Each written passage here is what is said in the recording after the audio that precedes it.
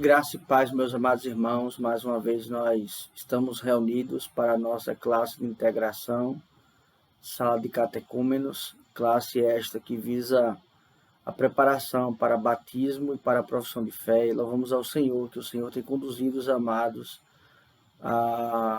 para a compreensão da palavra e, segundo a vontade de Deus, no seu tempo, que os irmãos possam professar a fé publicamente no Senhor.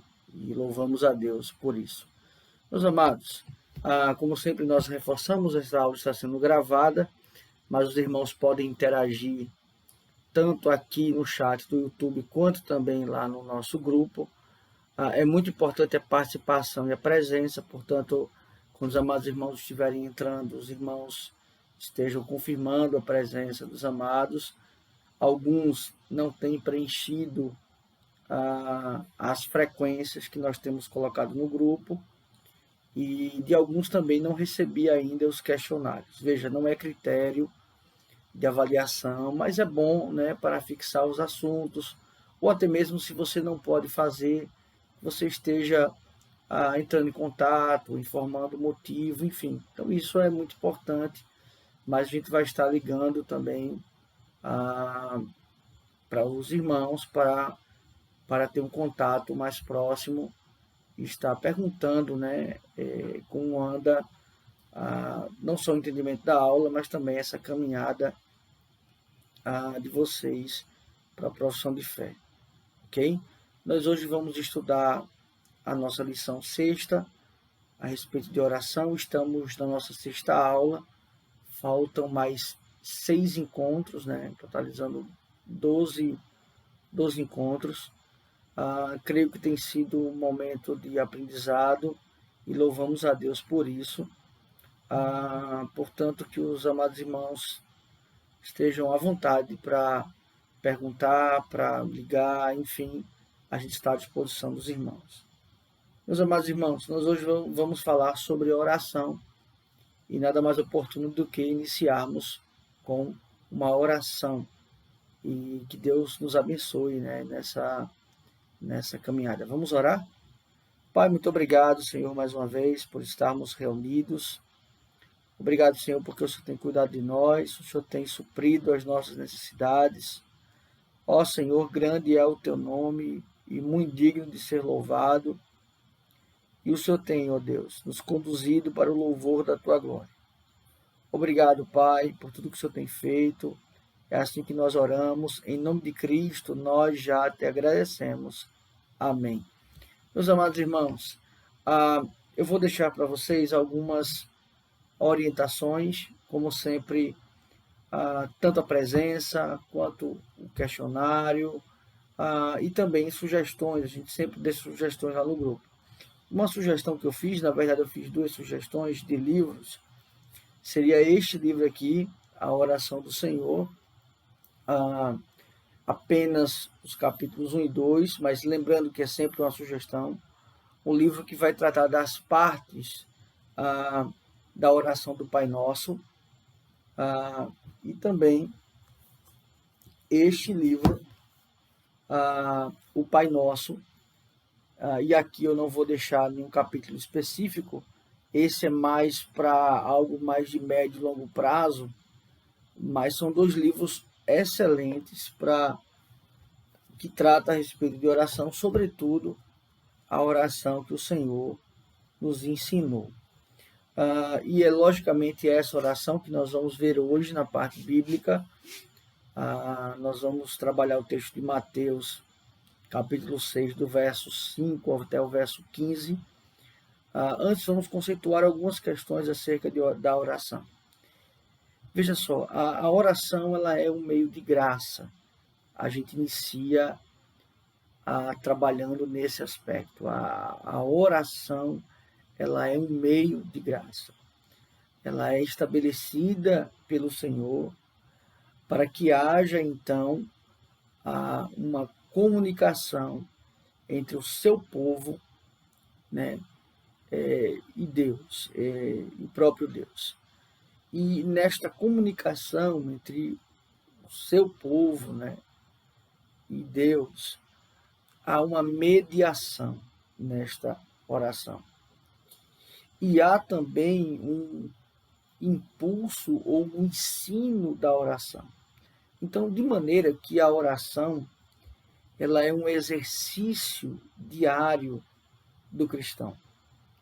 Ela é a maneira pela qual você se achega a Deus, conversa com Deus, você pede ao Senhor, você agradece ao Senhor. Então, ela é uma forma de comunicação com Deus. Algo que é importante acerca da oração é que essa oração ela tem um destino ou um destinatário, na verdade. Você dirige esta oração a Deus, o Pai, o Criador, e você faz esta oração em nome do Filho e com o auxílio do Espírito Santo. Então, o exercício da oração, ela também é um exercício à Trindade, Deus Pai, Filho e Espírito Santo, de maneira que então nós nos comunicamos com um único Deus. Essa oração vai para a pessoa, o Pai, com a mediação do Filho e o auxílio do Espírito. A oração, ela não visa mudar a Deus. A oração, ela não tem o objetivo de um atendimento pessoal das minhas necessidades, mas a oração, ela é sobretudo um exercício para a minha manutenção da santificação e do exercício diário de falar com Deus, conversar com Deus. Então a oração ela tem esse aspecto. Veja, a oração ela tem poder porque o Deus que escuta a oração tem poder. Então, a oração ela não está em si mesma, ela não tem em si mesma o poder. Não é simplesmente orar, mas é para quem eu oro, como eu oro, por meio de quem eu oro e com o auxílio de quem eu oro. Então, o poder da oração, ou a oração poder muito em seus efeitos, ela, sobretudo, está ligada a quem ouve a oração, a quem intermedia a oração, a quem auxilia na oração. Então, todo o poder da oração está, na verdade, em quem recebe a oração, quem escuta a oração e não em quem ora. Isso é fundamental, porque cria um coração dependente no Senhor e um coração que conhece e reconhece quem é Deus. E aí há alguns aspectos, alguns mitos, né, que as pessoas têm acerca da oração. A oração da madrugada seria uma oração mais poderosa. Não, a gente tem que tirar alguns misticismos. É como se Deus, por exemplo, ele fosse mais eficaz, porque há menos pessoas orando e aí ele pode atender a todos, enfim. A oração, a obtenção do resultado da oração não está no seu tempo de oração. Não é o quanto você se sacrifica para orar. Não é se você está orando de joelhos, ou se você está orando sentado, ou se você está orando deitado, ou se você está orando em pé. Então, nenhuma forma de orar, ela garante, ela te dá a resposta que você quer obter de Deus. Então, isso é importantíssimo. Sempre saiba disso. O mérito nunca será do ser humano. O mérito sempre será de Deus. A glória nunca será do ser humano. A glória sempre será de Deus. Então, tudo que eu tenho da parte de Deus é o próprio Deus que me dá por sua livre vontade, por sua graça, por sua misericórdia. Então, a oração, ela, na verdade, ela é um benefício para quem ora. E a oração não visa mudar a vontade de Deus, mudar os decretos de Deus, convencer a Deus. Na oração, você não vai ensinar teologia a Deus. Na oração, você não vai ensinar Bíblia a Deus. Você não vai demonstrar para Deus o quanto você conhece da palavra citando vários textos bíblicos na oração.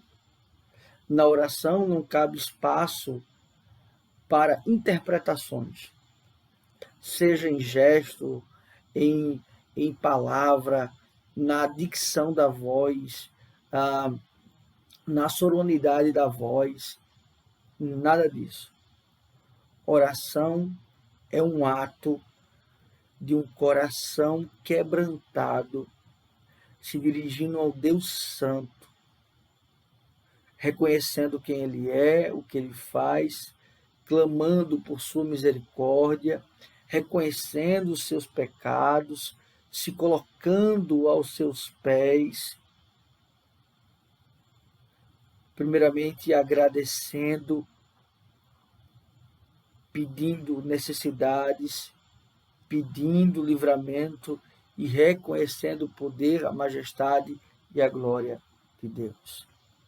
Mas algo que é importante é que a teologia que você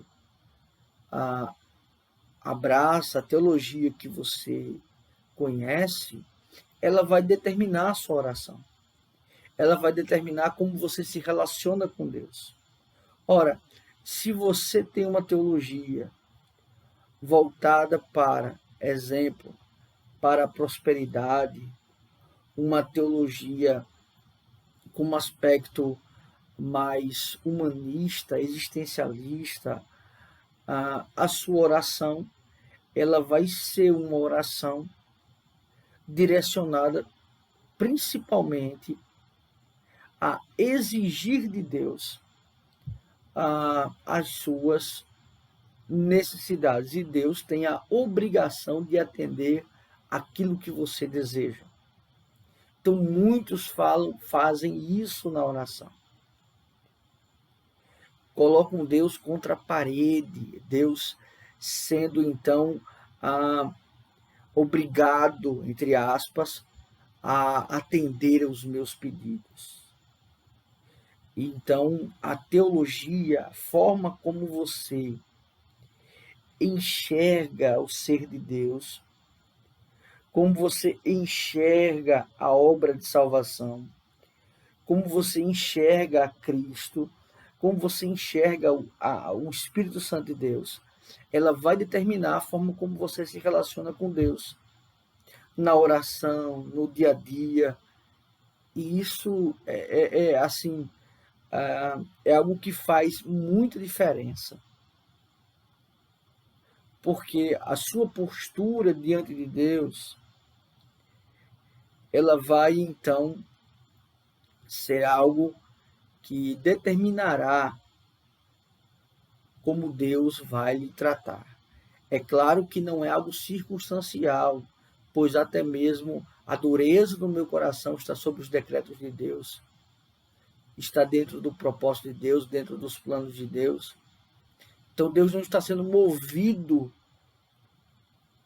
pela minha oração. Eu sou movido por aquele que ouve a oração. Então, o que seria a oração?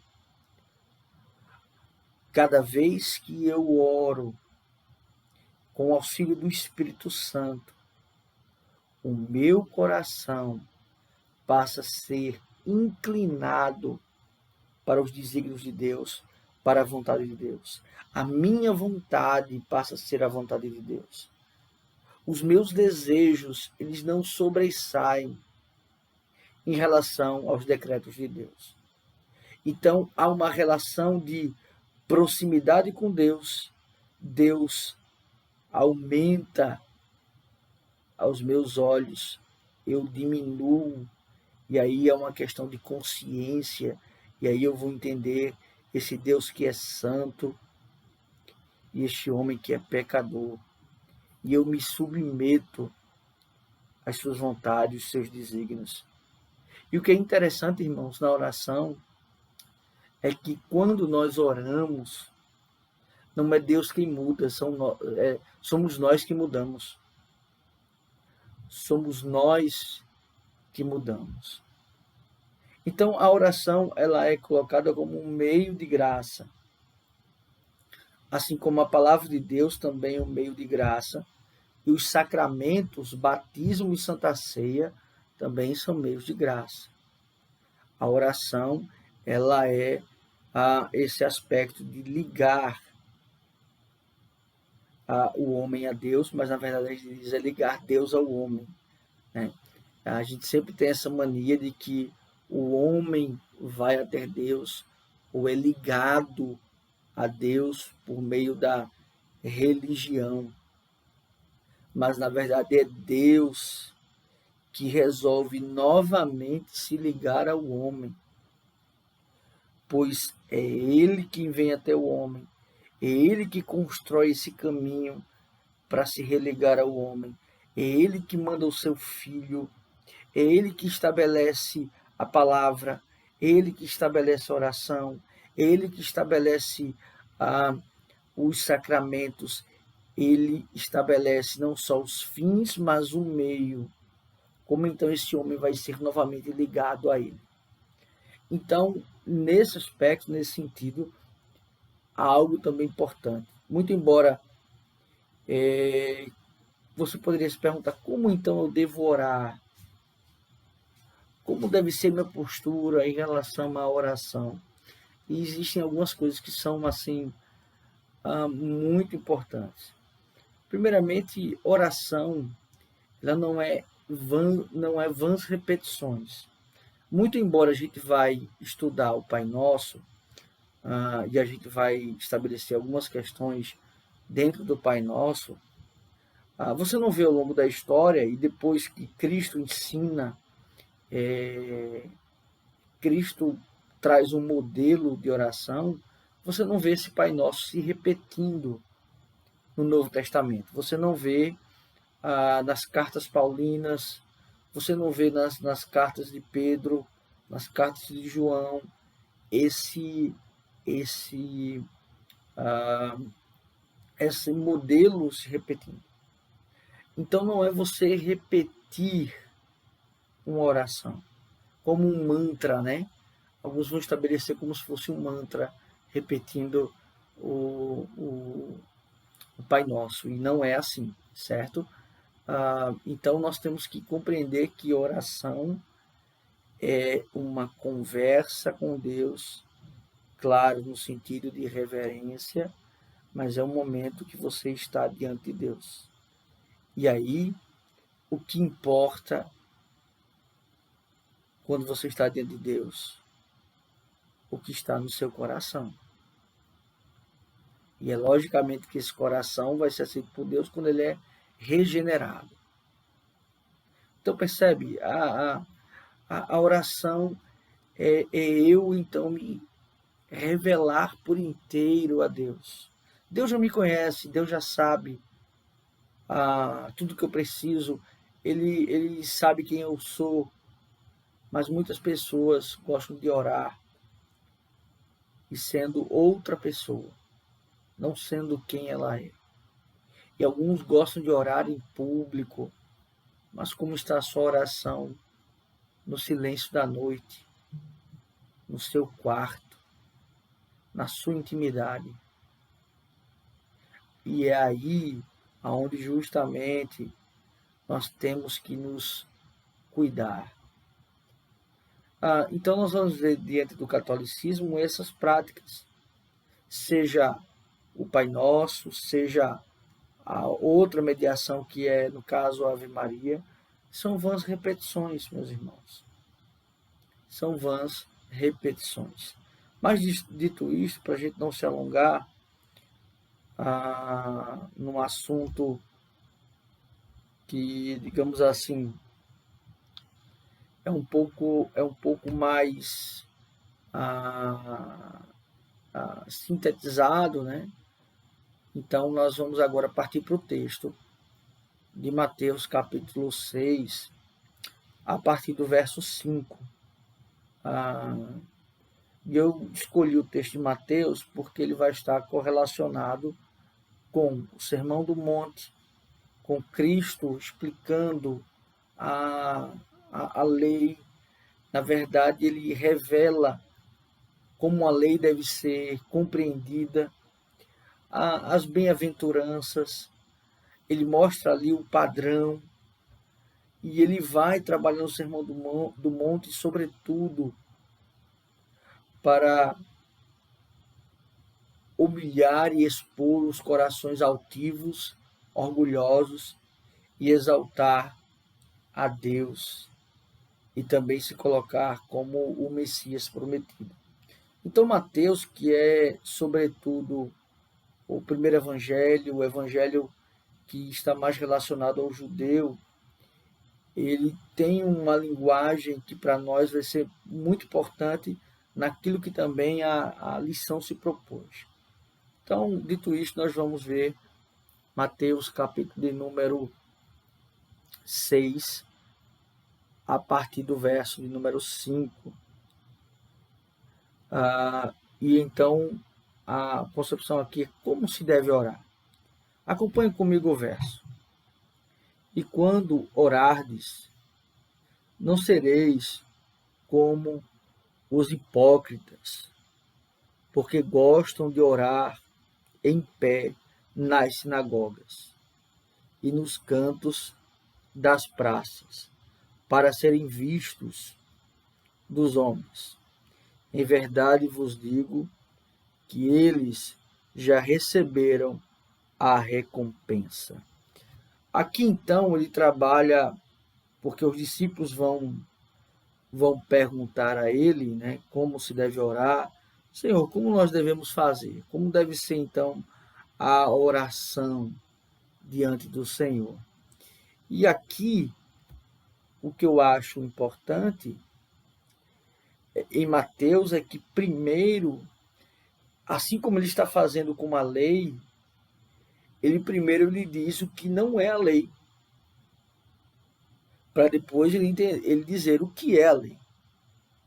Então, aqui, primeiramente, ele diz o que não é oração, o que não é aceitável na oração. Isso nós também fazemos com os filhos, né? Quando os filhos são pequenos, nós não explicamos a eles, né? Nós primeiro dizemos um não, nós primeiro evitamos aquilo que é mal, aquilo que é prejudicial, e à medida que o tempo passa e que a consciência da criança ela vai chegando em uma fase para percepção das coisas, nós agora vamos introduzindo aquilo que se deve fazer, com explicação, com argumento. Então, primeiro, Cristo ele vai dizer o que não é oração, o que não se deve fazer, né? E quando orardes, não sereis como os hipócritas. Aqui ele usa uma palavra que, primeiramente, ele está se dirigindo e falando dos escribas e fariseus que chegavam nas sinagogas e oravam em pé, em voz audível, para serem vistos e serem notados nas sinagogas. Eles iam para as praças para serem vistos e serem ouvidos. Então, primeiramente, ele está dizendo, não seja como estes. Ele dá um parâmetro. Para onde devo olhar primeiro? Primeiro eu devo olhar o que eu não devo ser. E a palavra hipócrita aqui é uma palavra muito utilizada principalmente para as artes cênicas, para o teatro. Isso muito principalmente na cultura grego-romana, né? A encenação. E na encenação se utilizavam máscaras, né?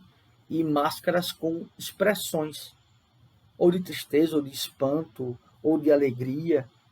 E aí aquelas expressões, eles eram chamados de hipócritas, porque eles, eles representavam sobretudo as emoções que eles não propriamente estavam sentindo. Então, primeiramente isso foi aceito por essa cultura, mas depois foi propagando para algo de fato estabelecer uma pessoa que quer aparentar ser o que não é. Então essa hipocrisia, né? Essa representação. E o que eles estavam ali representando, fazendo, traçando um personagem. Não seja como esses hipócritas que gostam de orar em pé. A questão aqui, isso aqui é importante. Pastor, eu só devo orar de joelhos? Não. Eu só devo orar de cabeça baixa? Não. Aqui não está estabelecendo a forma melhor de oração. Porque oração não é um sacrifício. Isso é importante. A oração não é um peso. A oração é um deleite, é uma alegria, é uma satisfação de estar na presença do Senhor. Então a oração não é um peso. Ela não deve ser um fardo. Eu tenho que orar. Eu tenho que orar hoje. Eu tenho que orar antes de comer, depois de comer. Eu tenho que orar, eu tenho que orar. Não, não, ela não é um peso. Não é porque você tem que orar, porque oração é um hábito natural do cristão. Você não fica se policiando se orou ou não, porque isso é natural seu. Então, a oração é como uma necessidade natural do cristão. Agora, se de fato você não está orando, tem que se rever como está a sua vida com Deus e o seu cristianismo. Porque não é possível você amar a Deus, ser restaurado por Deus, você ter um encontro pessoal com Cristo, um encontro com Deus e não desejar estar na presença dele. E não desejar conversar com ele. Há algo de errado. Imagine você estar apaixonado por alguém. Você ama alguém. E então, mas aí você ama essa pessoa, mas você não quer falar com ela, você não se dirige a ela, você não quer expor os seus sentimentos, aquilo que você pensa. Pense em adolescência, em uma paixão que você teve, enfim, ou antes do casamento, você ficava horas conversando com aquela pessoa. Para os jovens, no sentido, você fica horas no telefone. Por quê? Porque você quer estar próximo de quem você gosta. E aí você tem dificuldade de desligar o telefone, você sente falta se você ficar um dia sem falar. Assim é com Deus. Como pode eu dizer que amo a Deus e eu não me relaciono com Ele, e eu não converso com Ele, e eu não oro a Ele, e eu não peço a Ele? Como pode ser esse relacionamento de amor para com Deus se eu não tenho vontade de estar na presença dEle, de orar para Ele, de confessar os meus pecados, de contar as minhas dores, de falar das minhas queixas, de falar das minhas angústias? Como pode? Então percebe que a vontade de orar, ela é impulsionada por um coração cheio de Deus, cheio da presença de Deus, impulsionada pelo Espírito Santo de Deus. Então nós temos que ter isso em mente, porque eu gosto de orar em pé. A expressão de orar em pé aqui é porque orar em pé os deixava em evidência. Então eles eram vistos pelos demais. E aqui também nós temos que tomar cuidado, não é uma proibição de você orar em público. Não, eu só posso orar na minha casa, só posso orar no meu quarto. Não, a questão não é essa aqui. Porque é o que Jesus vai fazer, e nós vamos chegar na lei, na outra aula. Mas, ora, qual é a denúncia de Jesus acerca da lei para os fariseus e os escribas? É que eles estavam vivenciando a externalidade da lei. Eles estavam olhando para o que era visível para os outros. Mas algo que eu falei que é importante, não é só eu fazer o que é certo, mas é fazer o que é certo com uma motivação correta. Então não era só uma observância externa da lei, porque Cristo vai tratar como adultério não somente o ato sexual, ele vai tratar como adultério, inclusive, você pensar. Se você tiver qualquer mau pensamento, você já adulterou. Percebe?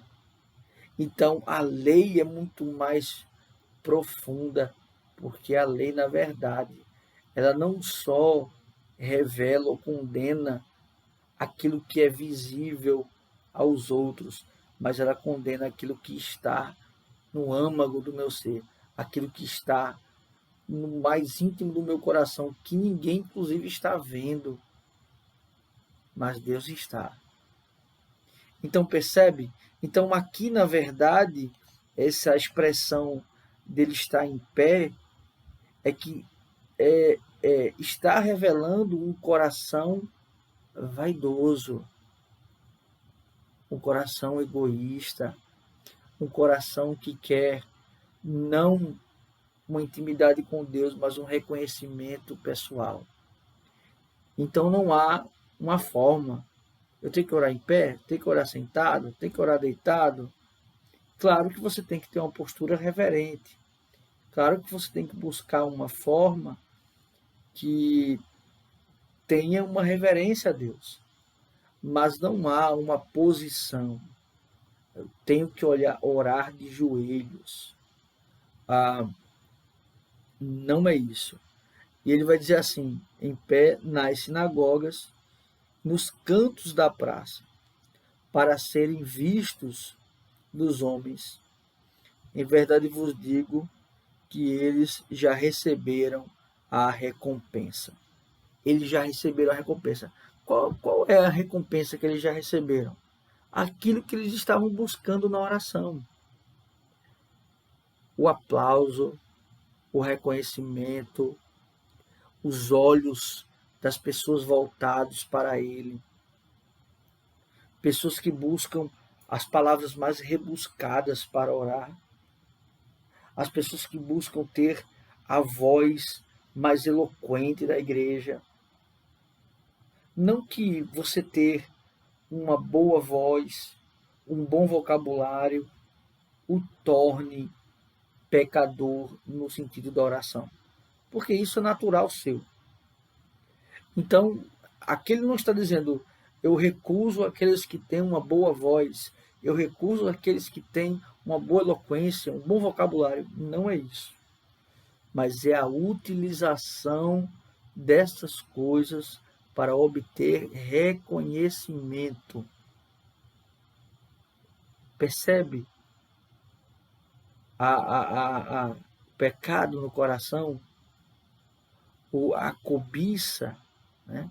A gente vai chegar na lei, mas a gente vai ver que a cobiça é o único pecado que é citado, e ele não é um pecado, digamos assim, externalizado, mas ele é algo que nasce de dentro. Uma coisa que é terrível, meus irmãos. Nós olhamos para o pecado como se o pecado fosse algo que viesse de fora e penetrasse no nosso coração. Não. O pecado é algo que está dentro do coração. E ele explode, ele cria ramificações para fora do meu ser. Ele não vem para o meu coração, ele já está no meu coração. Ele não penetra no meu coração, ele, na verdade, ele salta do meu coração. Percebe isso? Então, é nesse sentido que ele está trabalhando. Então, a oração, ela é um exercício principalmente para tratar este coração, que é de pedra, que é orgulhoso, que é altivo, que é egoísta. Então ele fala nesse sentido. Tu, porém, quando orares, entra no teu quarto e, fechada a porta, orarás a teu pai que está em secreto, e o teu pai que vê em secreto te responderá. Aqui ele não está estabelecendo mais uma vez uma fórmula engessada. Só posso orar no quarto. Não. Não posso orar em público. Não é essa a ideia. Mas a ideia é este relacionamento íntimo, pessoal, individual com Deus.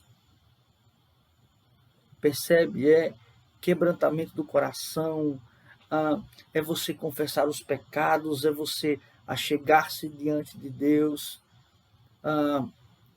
e em secreto. Ninguém vai te aplaudir, você não estará em evidência, mas você estará diante da presença de Deus. Então, uma ideia de ir para o quarto, de fechar a porta, é a concepção justamente de trazer as pessoas para entender que a oração, ela é, sobretudo, um momento entre eu e Deus. É a hora que eu me achego ao Senhor. Ele ouve a minha oração.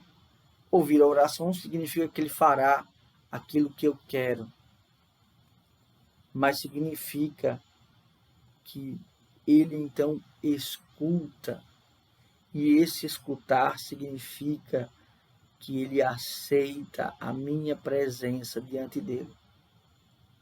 O simples fato de ouvir, as palavras que ele utiliza aqui, como o seu pai te ouvirá em secreto, e ele trará justamente isso, né? E te responderá. Ele usa a palavra como pai, ou seja, fomos adotados pelo Senhor. Ele vai começar o Pai Nosso justamente assim, mas a ideia então de que não só somos criaturas, mas somos filhos dele, fomos adotados por ele através do sangue de Cristo. Então eu já tenho uma relação de pai e filho para com Deus. E uma oração de que ele ouve, ou seja, ele aceita a minha presença. Porque, meus irmãos, sabe o que acontece com a oração daqueles que não estão em Cristo? Daqueles que não têm o auxílio do Espírito para orar? a oração deles não passa nem do teto de suas casas. As palavras não chegam a Deus. E não é porque Deus não tem poder para ouvi-las. É porque Deus não quer ouvi-las. É como se Deus se tornasse surdo perante os ímpios, indiferente diante daqueles que não são o povo de Deus, que não são eleitos de Deus, que não são filhos de Deus, que não foram comprados pelo sangue de Cristo. Percebe isso? Então, o fato de Deus ouvir, o fato de Deus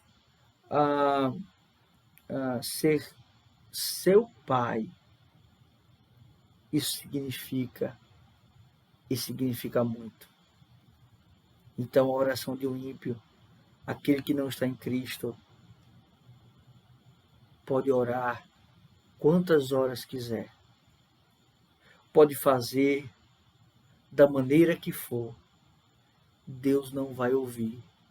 Não é porque ele não quer, ou não é porque ele não pode, mas é porque ele não quer. Não é você que decide estar na presença de Deus. É Deus que decide se recebe ou não recebe você na presença dele. Nós estamos lidando com o Senhor dos Senhores, o Rei dos Reis.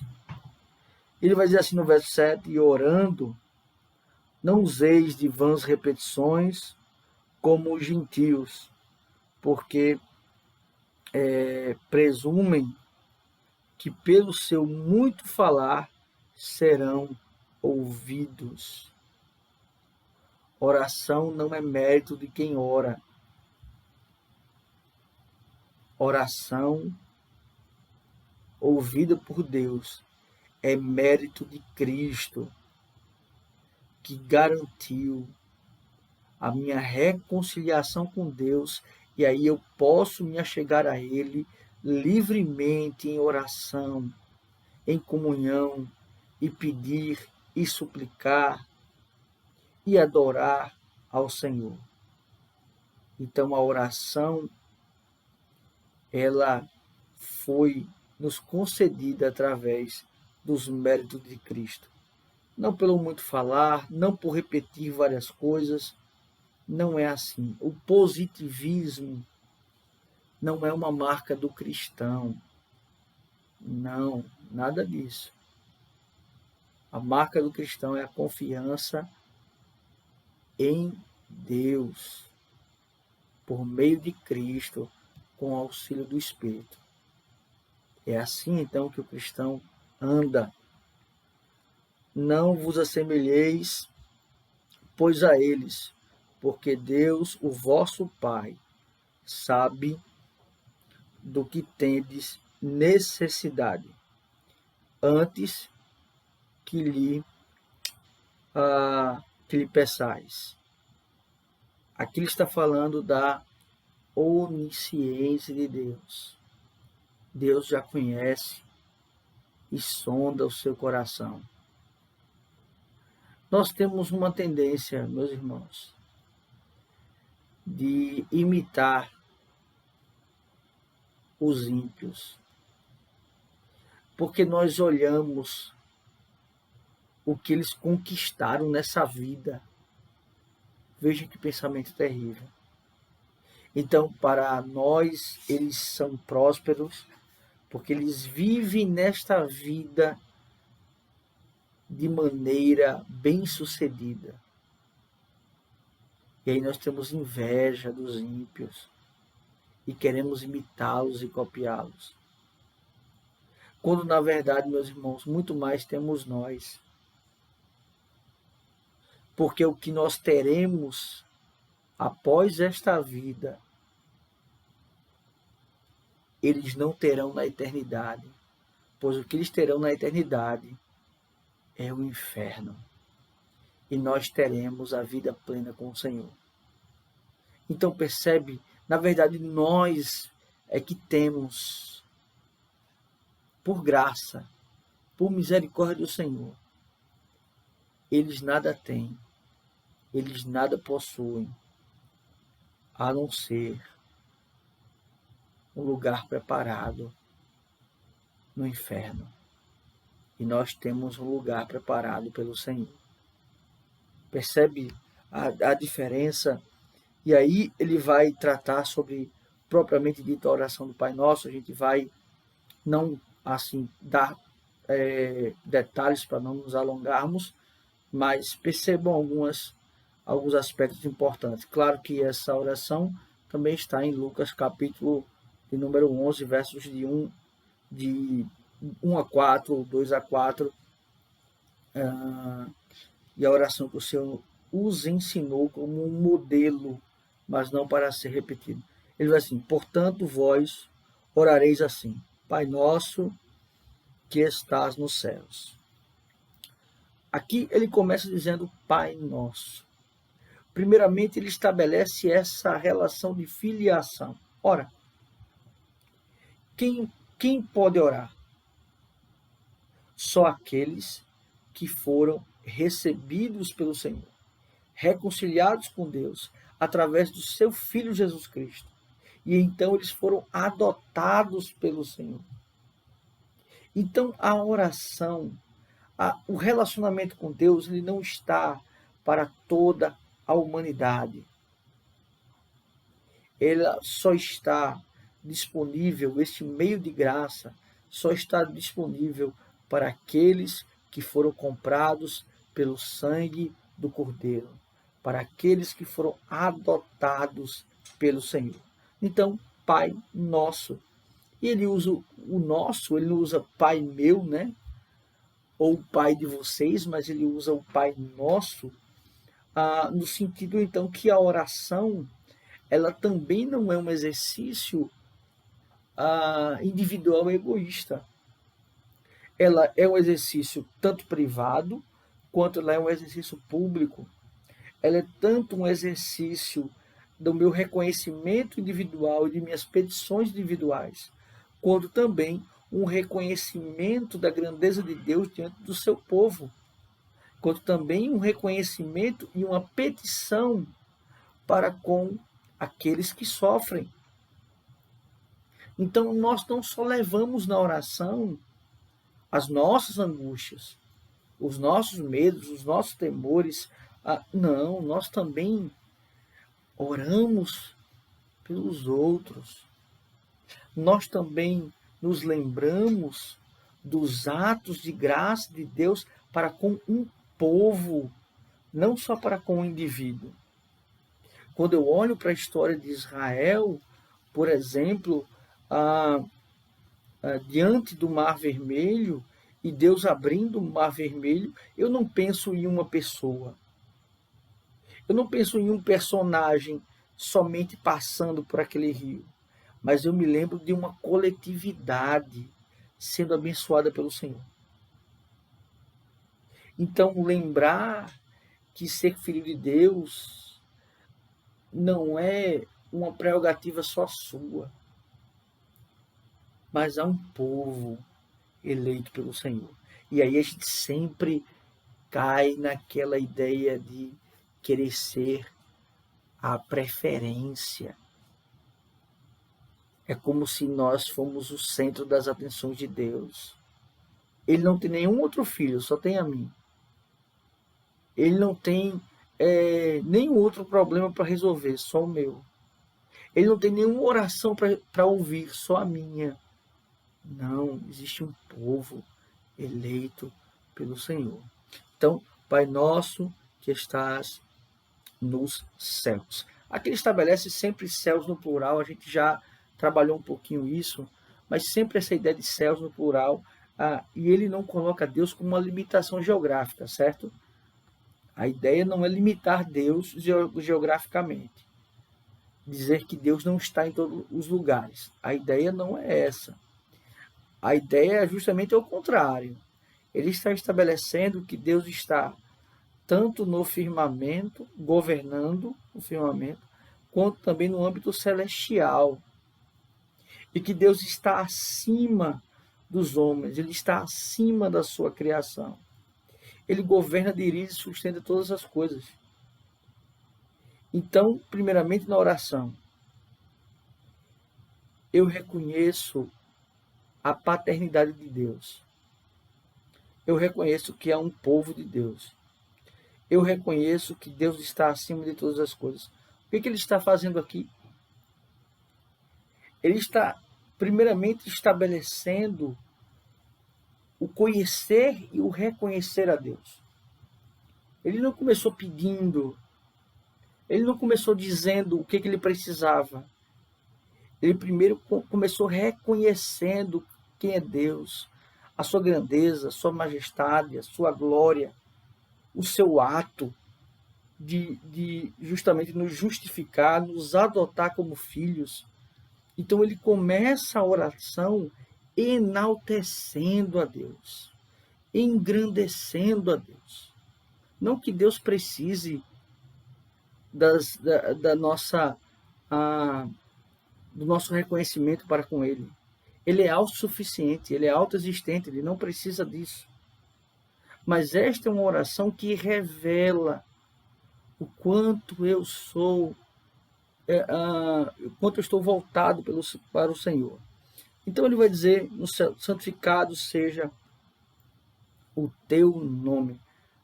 Ele não está estabelecendo aqui que Deus precise ser santificado. Mas ele está estabelecendo que este nome do Senhor deve ser proclamado e reconhecido. Santificado seja o teu nome, Senhor. Santificado seja o teu nome no meu trabalho. Santificado seja o teu nome no meu sustento. Santificado seja o teu nome na minha alimentação. Percebe isso? Então, é que enquanto os fariseus eles chamam a atenção para si, Cristo ensina a oração que as pessoas se voltem a ter atenção para Deus, que glorifiquem a Deus, que exaltem a Deus, que o seu nome seja reconhecido. É isso que ele faz. Venha o teu reino, faça-te a tua vontade, assim na terra como no céu. Venha o teu reino. Buscai primeiro o reino de Deus e a sua justiça, e as demais coisas vos serão acrescentadas. Percebe qual é o meu primeiro desejo? Não é que venha as minhas necessidades, que venha as minhas vontades, mas que o reino de Deus, o governo de Deus, venha sobre a minha vida, venha sobre a vida do povo de Deus. Percebe? Desejar as coisas de Deus, desejar agradar a Deus, desejar fazer a vontade de Deus, desejar estar na presença de Deus. Venha o teu reino. E aí ele vai trazer agora as petições, né? E ele vai dizer assim, já no verso de número 11. O pão nosso de cada dia nos dai hoje. O pão nosso de cada dia nos dai hoje. Ele pede algo básico. Ele pede algo que é necessário. Ele não pediu, por exemplo, o carro do ano dai-me hoje, a casa própria dai-me hoje, mas ele pediu algo que era de necessidade, que era básico. Meus amados irmãos, nós precisamos entender isso, não que não seja lícito eu querer algo que não seja básico, ou desejar ter uma casa, ou desejar ter um carro. A questão aqui não é essa. Mas a questão aqui primária é entender que Deus, Ele não dá aquilo que eu quero, mas que eu tenha um coração voltado para pedir aquilo que eu necessito. Então Deus não vai atender a primariamente algo supérfluo. Percebe? A necessidade, o pão de cada dia. Mas são 3 P's, né? Porque pão, perdão e proteção, né? Pão, perdão e proteção. E perdoa as nossas dívidas, assim como nós temos perdoado aos nossos devedores. Aqui é muito importante. Pense você em alguém que você conhece e você chega e diz assim, olha, eu entendo o evangelho, mas aquela pessoa eu não perdoo. Eu vou até o final da minha vida sem perdoar. Seja um parente, seja alguém que você já conheceu na vida, não. Esta mágoa, este rancor, eu vou levar até o final da vida. E aí, sabe o que é isso? Aí é terrível, porque se você não conseguir até o final da vida perdoar aquela pessoa, o seu destino não é muito bem a vida eterna, mas a morte eterna. Não porque a sua atitude de perdoar te levou à vida eterna, mas é porque o teu coração está revelando, na verdade, que você nunca foi perdoado por Deus. Perdoar não é você estar obrigado a conviver. Não é obrigado você a aceitar algumas situações. Não, perdoar não é isso. Perdoar, como já disse o reverendo Hernandes Dias Lopes em uma pregação, é lembrar sem sentir dor. É que aquela falta que alguém cometeu para comigo, ela não mais compromete o meu coração e a minha liberalidade de não sentir mais dor por aquele ato que a pessoa cometeu. Então, é lembrar sem sentir dor. É como uma cicatriz de uma ferida, que, por exemplo, quando a ferida está aberta, se uma água bater, se alguma coisa bater na ferida, nós sentimos ainda, porque não foi cicatrizado. Mas quando a gente está diante de uma marca, de uma ferida, alguma coisa, onde ela já está fechada, você tem a marca que ela está lá. Mas se algo bater naquilo, não vai causar dor em você, porque já foi sarado. A marca não sumiu, ela continua lá, mas já foi sarado. Percebe? Então, perdoar. E aí é interessante isso, né? Porque perdoar é uma decisão. É uma decisão que tomamos. Mas, ao mesmo tempo, perdoar é uma decisão que tomamos por uma decisão que Deus, enviando o seu Filho, tomou por nós. Percebe? Então, a decisão que eu tomo em perdoar quem me ofendeu é porque eu revelo a decisão que Deus teve para comigo em relação à minha salvação. Então, o perdão, ela é uma manifestação daquilo que é uma tipificação daquilo que Deus fez por mim. Porque se eu não consigo perdoar, como é que eu entendi então o perdão de Cristo na cruz por mim? O perdão de Deus através do sacrifício de Cristo. Então, nós temos que compreender isso, né? o perdão. Mas ele vai caminhando para o final, ele vai dizer: e não nos deixeis cair em tentação, mas livra-nos do mal. E não nos deixei cair em tentação, mas livra-nos do mal. Aqui é uma ideia, né, que é o terceiro P, que é a proteção, e é uma ideia contínua, constante. Meus irmãos, isso é muito importante para nós.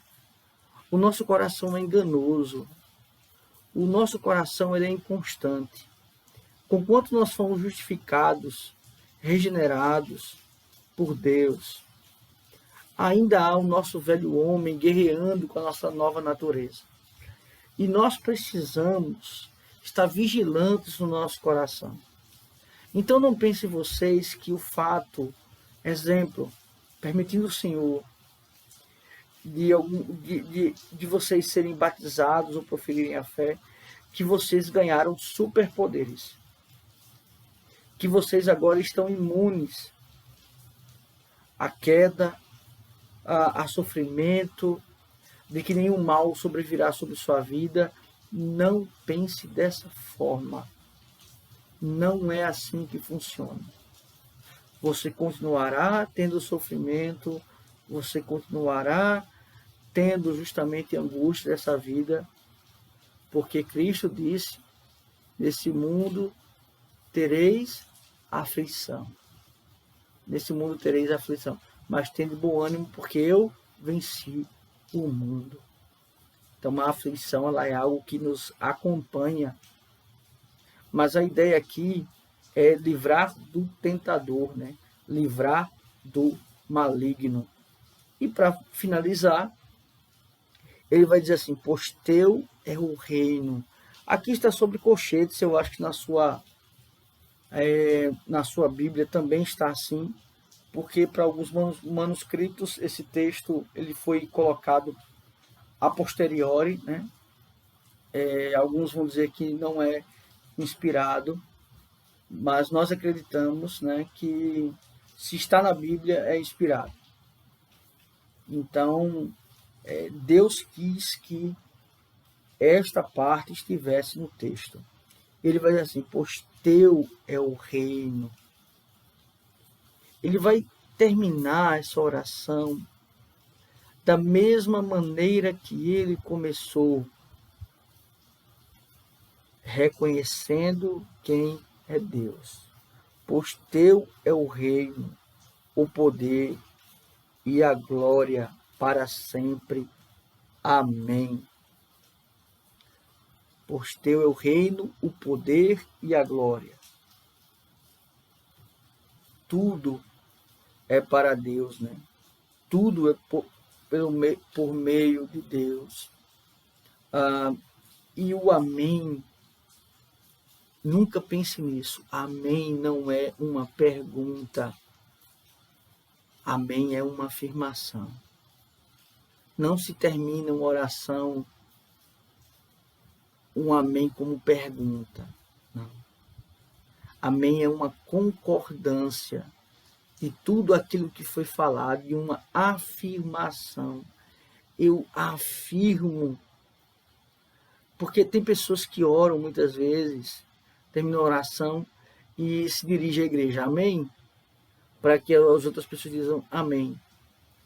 Veja, é como se eu estivesse pedindo às pessoas que elas validassem como eu orei, o que eu orei. É como se eu precisasse da anuência delas. E isso não pode acontecer, meus irmãos. E para finalizar, nos versos 14 e nos versos de número 15, ele vai dizer: porque se perdoardes aos homens as suas ofensas, também vosso Pai celeste vos perdoará. Se, porém, não perdoardes aos homens e as suas ofensas, também vosso Pai vos perdoará as vossas ofensas. Aqui também ele trabalha a concepção de se perdoais, Deus te perdoará. É claro que aqui ele não está condicionando a salvação. Saibam disso, ele não condiciona a salvação. Aqui ele está dizendo que este ato revela o ato que Deus fez no seu coração. Meus amados irmãos, que Deus nos abençoe, que Deus nos faça orar, que Deus nos faça ter a vontade de orar, sabendo que Ele ouve as nossas orações, mas a resposta dele nós não podemos afirmar. Em uma oração ele pode dizer sim, ele pode dizer não, ele pode dizer espere. Que nós estejamos submissos e cativos e que os nossos corações sejam voltados para a honra e glória do Senhor. Que Deus assim, meus irmãos, os abençoe. E eu fico à disposição dos amados. Vamos orar? Pai, muito obrigado, Senhor, pela Tua palavra. Obrigado, ó Deus, por este momento que tivemos, um momento de aprendizado. E trabalha, Senhor, em cada vida, em cada lar. Dá-nos, Senhor, a convicção e a certeza de que oramos ao Senhor por mediação de Cristo Jesus com auxílio do Espírito. E que pela Tua vontade, submissos e cativos a Ti, nós possamos ser consolados, confortados e nutridos com a Tua presença. É assim que nós oramos, em nome de Cristo. Amém. Que Deus os abençoe, meus amados irmãos.